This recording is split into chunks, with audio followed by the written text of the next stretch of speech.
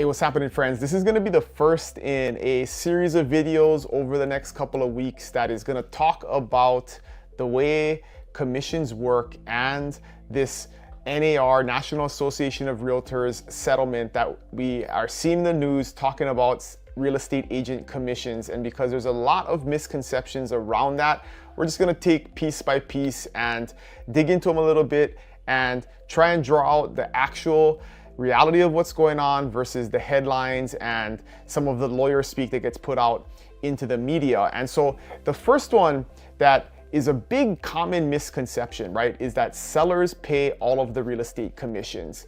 And there's some truth to that, but it's not necessarily accurate if you think about it in a broader context. And so what I mean by this is, if you look at a settlement statement at the end of a real estate transaction, yes, the real estate commissions traditionally, not all the time, will come out of the seller's proceeds. But if you take into consideration the actual process of a real estate transaction, there are no proceeds if you do not have a buyer, right? If a buyer does not bring cash to the table, borrow the money to actually pay for the home, there is no proceeds to be paid to anybody. So really, the buyer is bringing the cash to the table to compensate real estate agents on both sides of a transaction. So does it show up on the seller settlement statement? Absolutely. But all of the money that shows up on the seller settlement statement comes from a buyer bringing money to the table. And this is an important point because there's a reason why it works this way.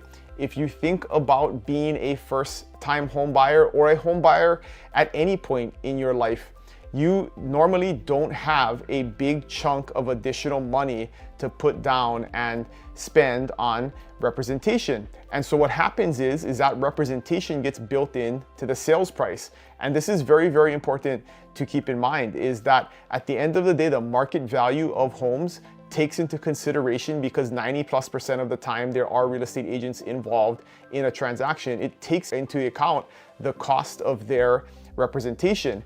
And so the way the process has always worked is that a buyer comes to the table, finds a property that they like, they either borrow the money or bring the cash to purchase that property, and the proceeds that the seller receives get some of that towards the commissions and the compensation that the real estate agents are due for the services that they provided.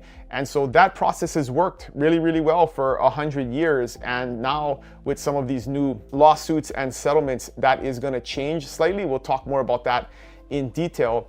But the misconception is that sellers pay the commissions 100%. At the end of the day, both parties are coming together, buyers are bringing cash, the market value of that property builds in the cost of representation for both sides. So it's not totally true that sellers absolutely pay all of the real estate commissions, because it's a two-way street. It takes two to dance and tango, and both sides are coming to the table with either cash in hand or taking cash away, but the cost of that transaction is shared between both parties. So it's not absolutely true that the seller pays 100% of the real estate commissions. So take that into account when you're selling a home, and appreciate the fact as a buyer that you don't need to necessarily come out of pocket 100% for the cost of your representation, because it's part of the sales price.